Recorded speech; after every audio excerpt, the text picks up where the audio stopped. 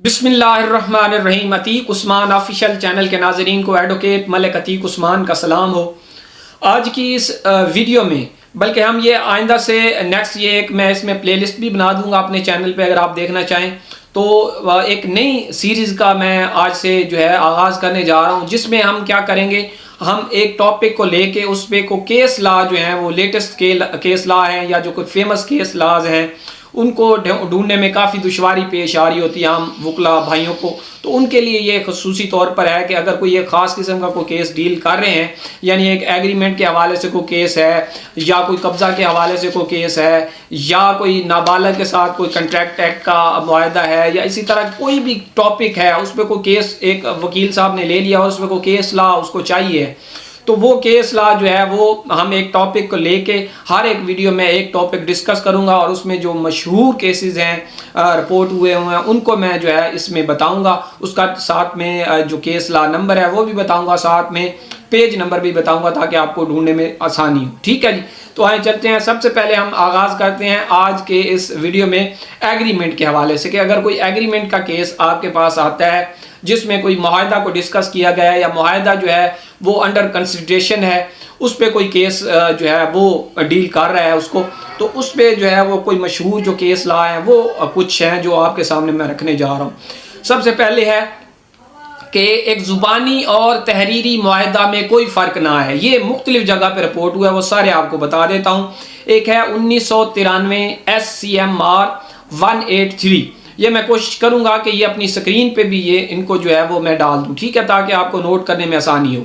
यही बात फिर जो है वो रिपोर्ट की गई PLD 2015 लाहौर 681 में। ठीक है जी, इसी के साथ फिर इसी बात को फिर रिपोर्ट किया गया 2016 में YLR नोट 203 पेज 143 पे। ठीक है जी, अब नेक्स्ट जो है फिर इसी तरह का केस लॉ वो आया, उसमें क्या था, मुआहदा बै में बै का टाइम मुकर्रर किया गया हो। ठीक है, यानी अगर कोई मुआहदा बै करता है तो उसमें बै का टाइम मुकर्रर किया गया होना लाजमी करार दिया गया।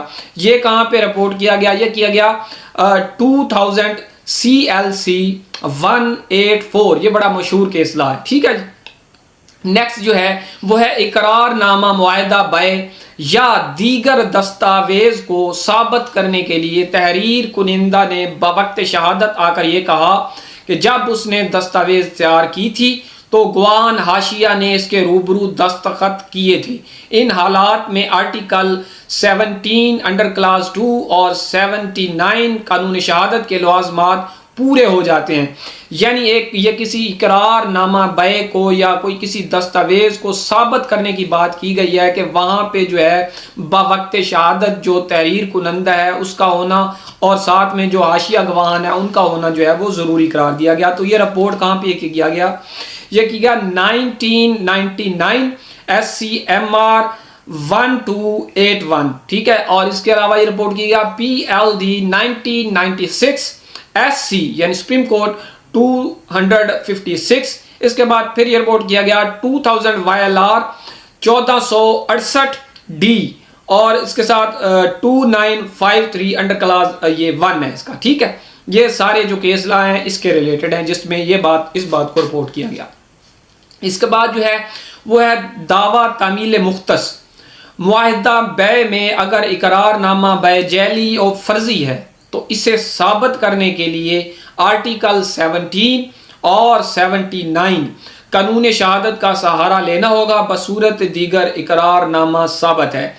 यानी यहाँ पे ये बात की गई है कि अगर आप किसी इकरारनामा को जेली और फर्जी साबित करना चाहते हैं तो वहाँ पे आप जो कानून शहादत का आर्टिकल 17 है जिसमें कंपिटेंसी और नंबर ऑफ विटनेस के हवाले से बात की गई है, उसके अलावा जो 79 है कानून शहादत का आर्टिकल, उसका सहारा लेना यहाँ पे ज़रूरी होगा इस बात को साबित करने के लिए कि वाकया ही में ये दस्तावेज जो है ये जेली और फर्जी है। तो ये बात कहाँ पे रिपोर्ट की गई, ये की गई 2000 YLR 1983 अंडर क्लास E।